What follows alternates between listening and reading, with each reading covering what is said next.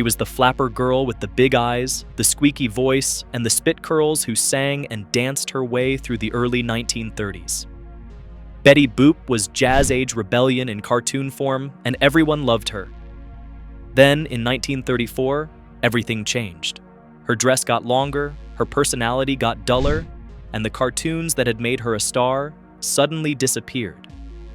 This is why the Betty Boop cartoons were censored in 1934.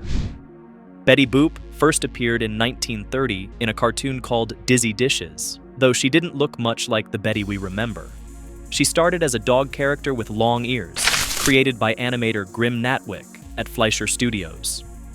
Over her first few cartoons, she evolved into a human woman, losing the dog ears and gaining the iconic look that would make her famous. Big head, big eyes, short dress, garter, and those distinctive spit curls. By 1932, Betty Boop had her own cartoon series and was one of the most popular animated characters in America. Her cartoons were shown before feature films in theaters across the country, and audiences loved her.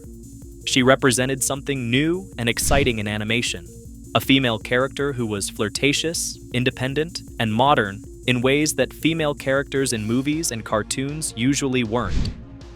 The early Betty Boop cartoons were remarkably adult for what we think of as cartoon content. Betty wore a short dress that showed her garter, she sang in nightclubs, she danced suggestively. The cartoons featured sexual innuendo, references to alcohol during Prohibition, and a general atmosphere of naughtiness that was part of their appeal. They were pre-code Hollywood at its most uninhibited, pushing boundaries that wouldn't be pushable much longer. Specific cartoons from this era demonstrate just how adult the content was. In Betty Boop's Bamboo Aisle, from 1932, Betty performs as a hula dancer with hip movements and costume choices that were clearly meant to be provocative. The cartoon features native characters drawn as racial caricatures, something common in the era but deeply problematic.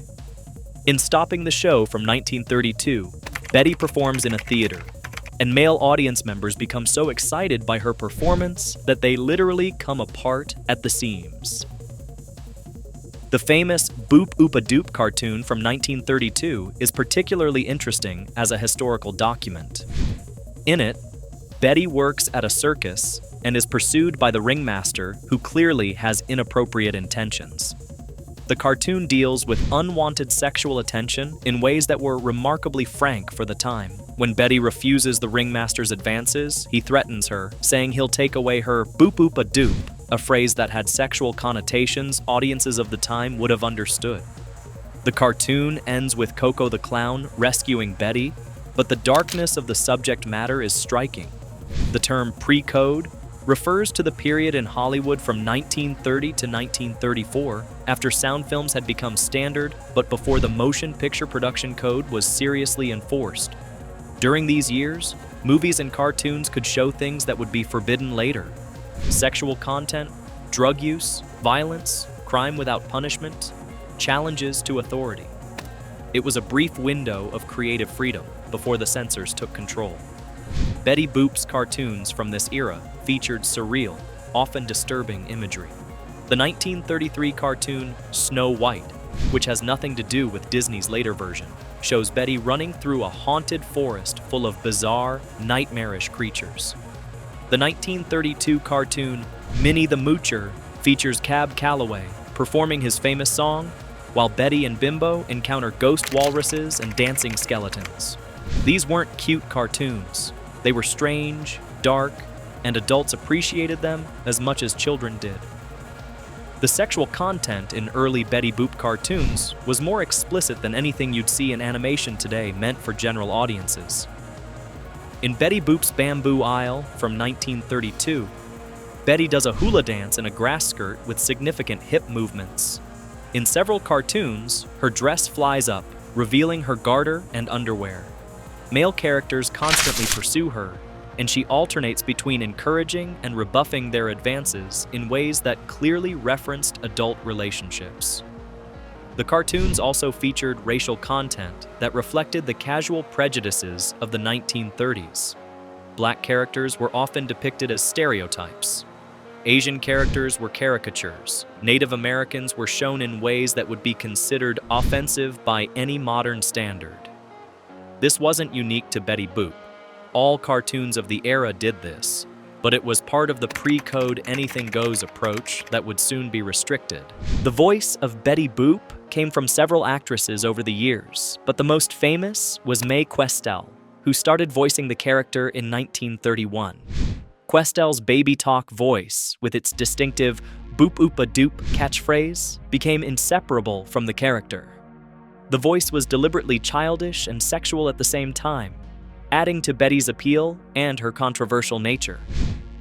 Fleischer Studios, which produced the Betty Boop cartoons, was the main competitor to Disney in the early 1930s.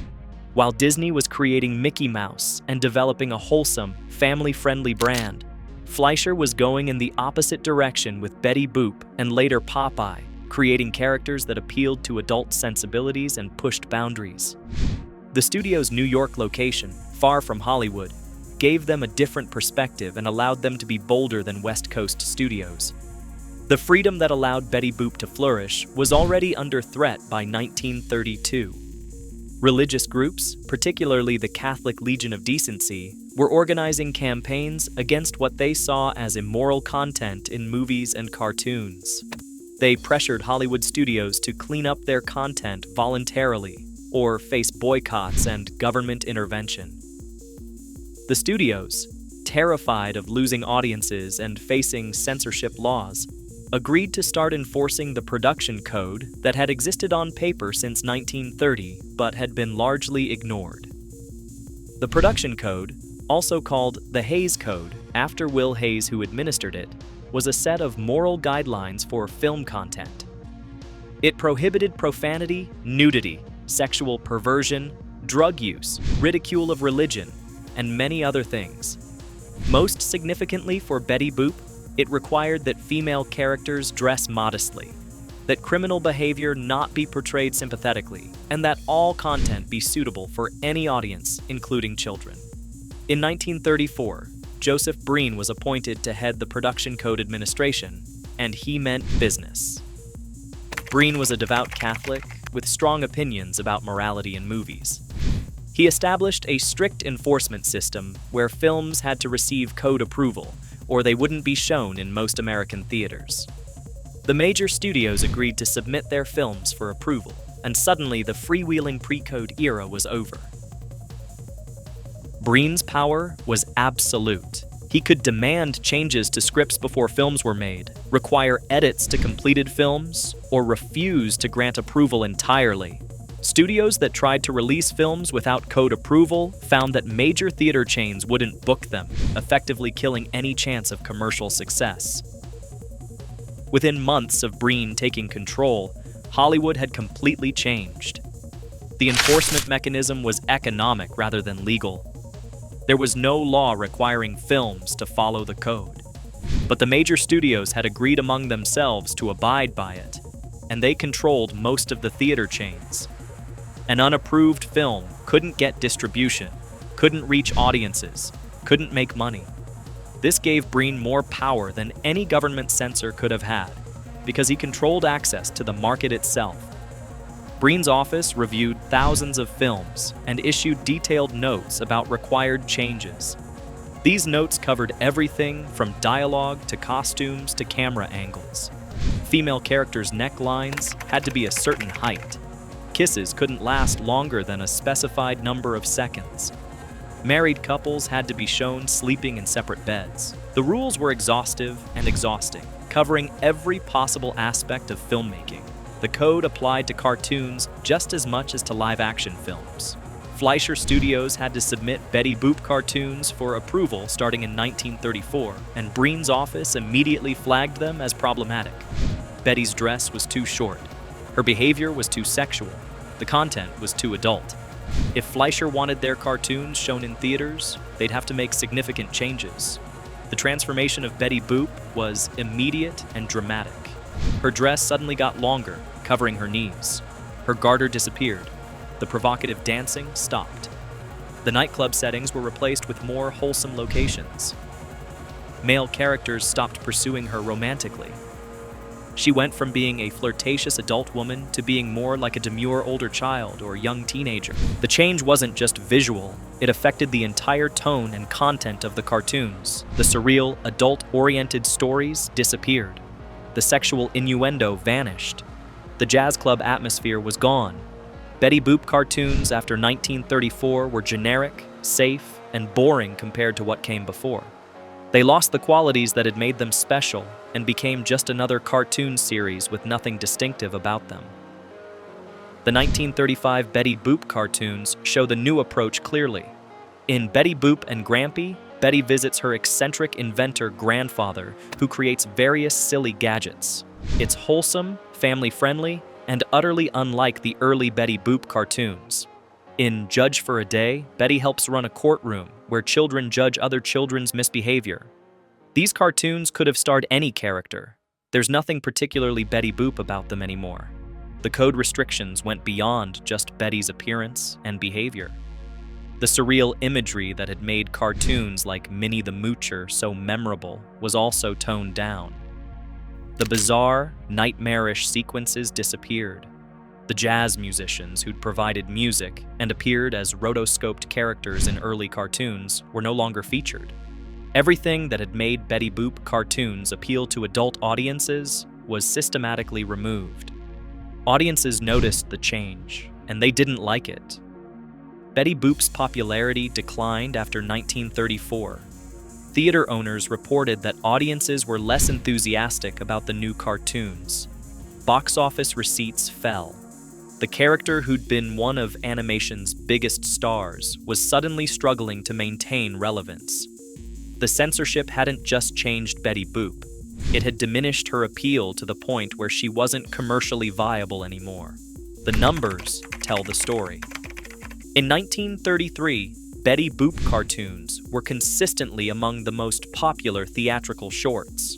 By 1936, they'd fallen significantly in theater bookings. The cartoons still made money, but not enough to justify the production costs compared to what Fleischer could make with other properties.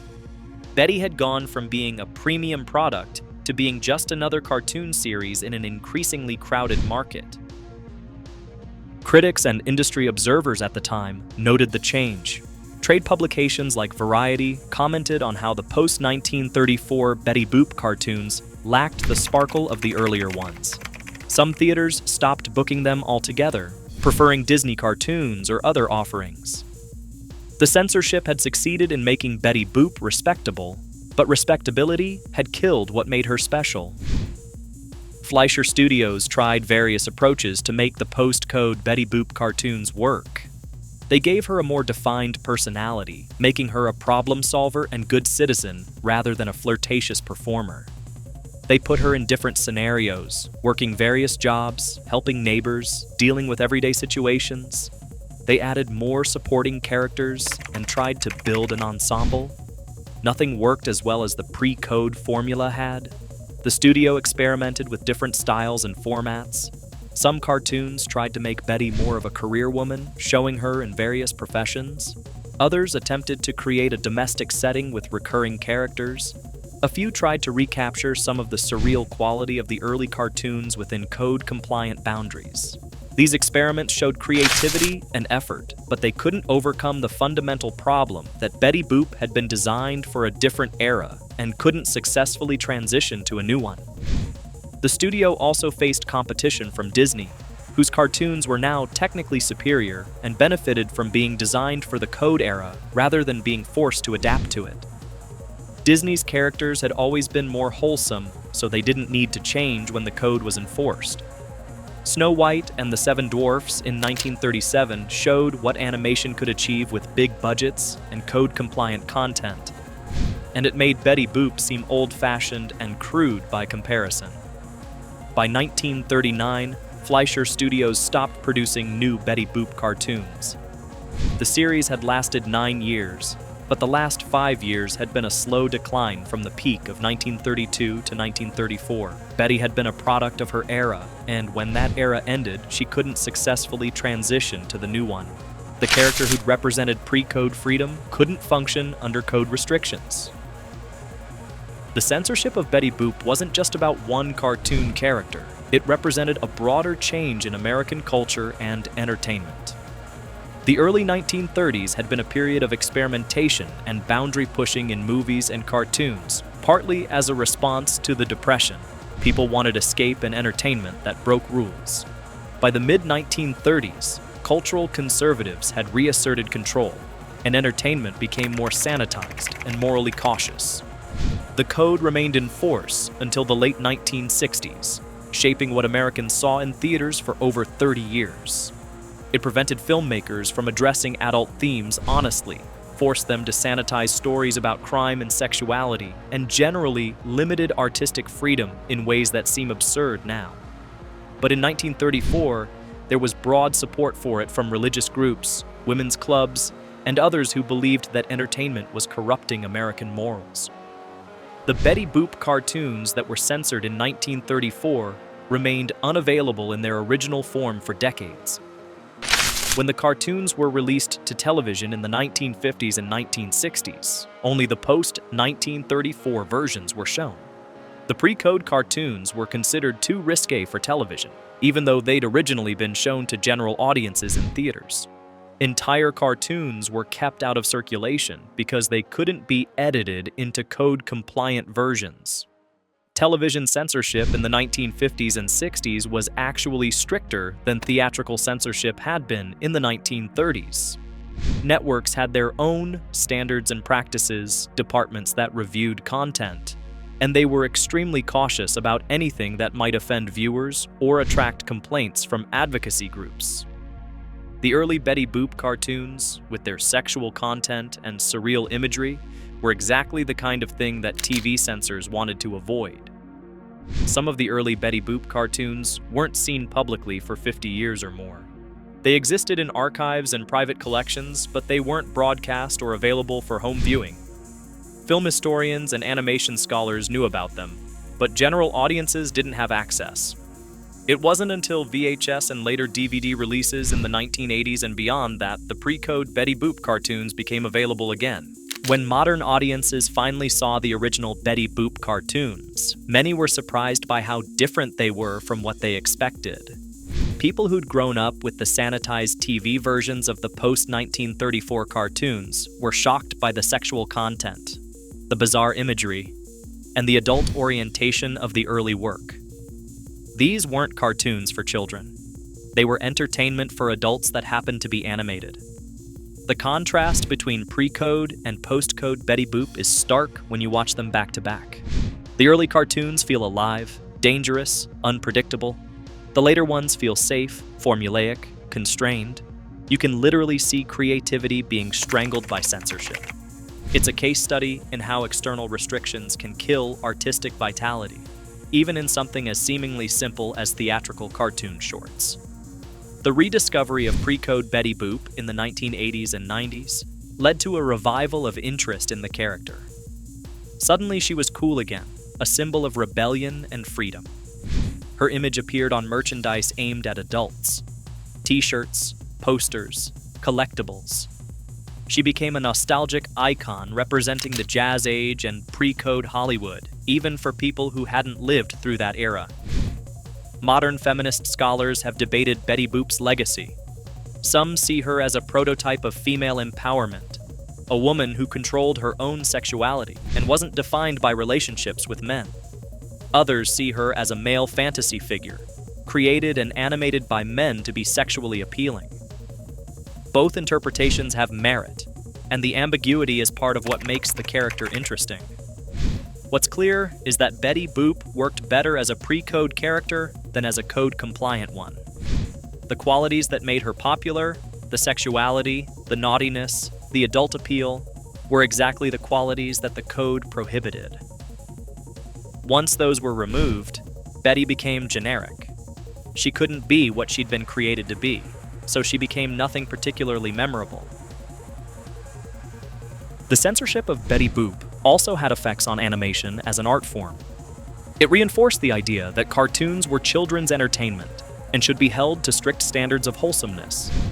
This limited what animators could do and prevented animation from being taken seriously as a medium for adult-oriented storytelling. It would be decades before animation in America could again address adult themes the way the early Betty Boop cartoons had. Looking back, the 1934 censorship seems both understandable and regrettable. The pre-code era had produced content that genuinely shocked and offended many people. There were legitimate concerns about children being exposed to inappropriate material. But the solution, strict censorship that eliminated nuance and artistic freedom, was heavy-handed and ultimately harmful to entertainment as a whole. The story of Betty Boop's censorship is also a reminder of how much cultural standards change. What shocked audiences in 1934 seems tame now. Modern animated shows for adults contain content far more explicit than anything in a pre-code Betty Boop cartoon. But in its time, Betty Boop pushed boundaries and paid the price for it. The character exists now primarily as a nostalgic icon, a reminder of a brief moment when animation was wild and free before the censors took control. For those of us who discovered Betty Boop later, learning about the censorship adds context to the character. Those short cartoons from 1930 to 1934 weren't just entertainment. They were cultural artifacts from a specific moment in American history. They captured something about the early 1930s that disappeared when the code took effect. Watching them now is like looking through a window into a different America, one that was more permissive in some ways and more restrictive in others than the America we know. The legacy of the 1934 censorship extended far beyond Betty Boop. It shaped American entertainment for decades, determining what stories could be told and how they could be told. It influenced how we think about animation, about censorship, about the relationship between entertainment and morality. The decision to enforce the production code changed American culture in ways we're still processing today. Betty Boop herself remains a recognizable figure almost a century after her creation. Her image is everywhere, on merchandise, in references, as a symbol of vintage Americana. But most people who recognize Betty Boop have never seen her early cartoons, the ones that made her famous and that were then censored out of existence. They know the sanitized version, the safe version, the version that survived code enforcement. The real Betty Boop, the one that existed from 1930 to 1934, is still relatively unknown except to animation historians and devoted fans. If you enjoyed this look back at one of animation's most significant censorship stories, please like and subscribe to our channel so you never miss out on more fascinating stories about the cartoons we grew up with.